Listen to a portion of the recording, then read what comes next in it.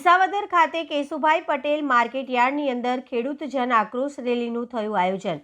આજે વિસાવદર ખાતે પ્રદેશ કોંગ્રેસ સમિતિ દ્વારા ખેડૂત જન આક્રોશ રેલી તેમજ પ્રાંત અધિકારીને ખેડૂતોના પાકને વરસાદના કારણે થયેલ નુકસાનનું વળતર આપો અને દેવું માફ કરવું તે બાબતનું આવેદનપત્ર વિસાવદર તાલુકાના ખેડૂત આગેવાનો અગ્રણીઓ દ્વારા આપવામાં આવ્યો હતો અને બહોળી સંખ્યામાં ખેડૂતો ઉપસ્થિત રહ્યા હતા।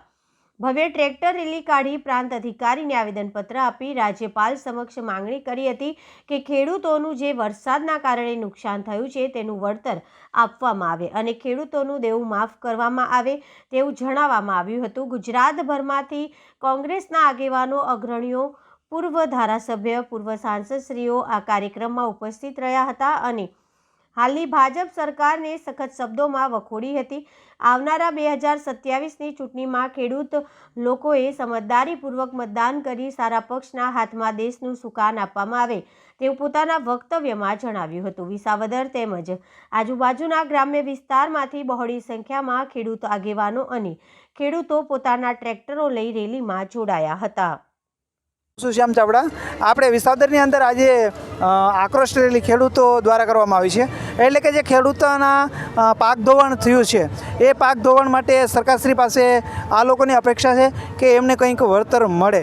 આજે જે અહીંયા આયોજન કરવામાં આવ્યું છે એમાં એક ખેડૂત પુત્રને આપણે મળીએ, જોઈએ કે તેઓની શું રજૂઆત છે। નમસ્કાર। નમસ્કાર। આપનું નામ શું? મયુર સાવલિયા। આપ ક્યાંથી આવો છો? સરસાઈથી। અચ્છા, આજે આપણે શું અહીંયા પધાર્યા છો? અહીંયા અમે સરકારને વિનંતી કરવા આવ્યા છીએ કે અમારું સંપૂર્ણ પાક નિષ્ફળ ગયો છે અને એનું સંપૂર્ણ દેવા માફી કરવામાં આવે અને દેવા માફી કરવામાં આવે। અમે સરકારને એક વિનંતી કરવા આવ્યા છીએ અને જન આક્રોશ સભા કરવાના છીએ। અગાઉ તમને કોઈ આવું વળતર મળેલું ખરું વિસાવદરમાં? ના, અમને ક્યારેય વળતર મળેલું નથી। તો હાલની સરકાર પાસે તમે શું અપેક્ષા રાખો છો? કે અમારે સહાય નથી જોતી, અમારે દેવા માફી જોઈ છે। દેવા માફી કરવામાં આવે, અમારે સહાયના નાટકો બંધ કરી અને દેવા માફી કરે એવી અમારે સરકારને વિનંતી છે। જોયું મિત્ર, આપણે અહીંના જે કિસાન આગેવાનો હતા, મિત્રો હતા, એમને આપણે મળ્યા તો એ લોકોનું એક એવું જ કહેવાનું છે કે અમારું દેવું છે એ માફ કરે। જોઈએ સરકાર આના વિશે શું વિચારણા કરે। શ્યામ ચાવડા, વિસાવદર। અને એક ખેડૂત ખાતેદાર તરીકેની વેદના ઠાલવવા માટે અત્યારે માંડાવડ માર્કેટ યાર્ડની અંદર ખેડૂત આક્રોશ રેલીની અંદર અમે આવ્યા છીએ। અમારા ખેડૂતોની એટલી બધી વેદના છે કે તેનું વર્ણન થઈ શકે એમ નથી। અમારા ખેડૂતોને રાત દિવસ એક કરી સિંહના મોઢામાંથી ગમે એમ કરી મહેનત કરી અને ગમે ત્યારે ઝણસી પકવી પણ એનું એક ટકો પણ રિઝલ્ટ નથી આવતું। સરકારને અમે આ કહેવત માનીએ છીએ કે એને એના મા બાપ હોય એમ સરકારને આ ધ્યાન દેવું જોઈએ। સરકારને એટલી ખાસ વિનંતી છે કે અમારે કોઈ પણ ખેત પેદાશ હોય એના એક પણ પ્રકારના ભાવતાલ મળતા નથી।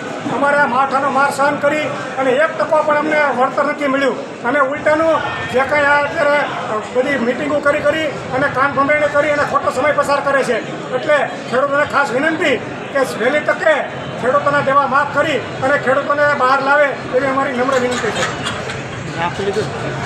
દેવાશીષ દલી દેવભાઈ દેસાભાઈ દાફડા। અમારે પાક નિષ્ફળ ખાલી 10 મણ જો હાલો આપણા વિસાવદર જન આક્રોશ રેલીનું એક આયોજન કરવામાં છે જેમાં ઘણા ખેડૂત મિત્રો ઉપસ્થિત છે। આજે આપણે જોઈએ આ ખેડૂત મિત્રોને સરકાર તરફથી શું અપેક્ષા છે। આપણે ખેડૂત આગેવાન મિત્રોને મળીએ। નમસ્કાર, આપનું નામ શું? બસિયા માતૃભાઈ। કયા ગામથી આપણે આવો? મોટા ભલગામથી। આજે આ જન આક્રોશ રેલી કરવાનું કારણ શું? આ કમોસમી વરસાદને કારણે ખેડૂતોનું સદંતર પાક નિષ્ફળ ગયો। પછી આ સરકાર 30 વર્ષથી શાસન કરે, કોઈ પણ પ્રકારનું સહાય અમને ક્યારેય મળેલ નથી। તો આ સંપૂર્ણ દેવું સરકાર માફ કરે એ માટે અમે બધા ખેડૂતો ભેગા થયા। આપણે સરકાર પાસે દેવું માફ કરાવવાનું છે કે વળતર મેળવવાનું છે?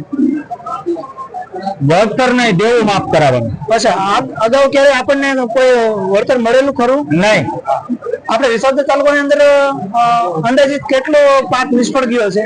સદંતરે મારા ગામની અંદર, મારા ગામની પોતાની વાત કરું છું, સદંતરે મગફળી, સોયાબીન, કપાસ સદંતર નિષ્ફળ ગયો, કારણ કે 10 દિવસ સતત પાણી પડ્યું એટલે તમામ પાક નિષ્ફળ ગયા. અત્યારે હાલની સરકાર પાસે આપ શું અપેક્ષા રાખો છો? સરકાર આ ખેડૂતોના દેવા માફ કરે, આ ધિરાણ લીધું હોય ધિરાણ પૂરતું એ માફ કરે.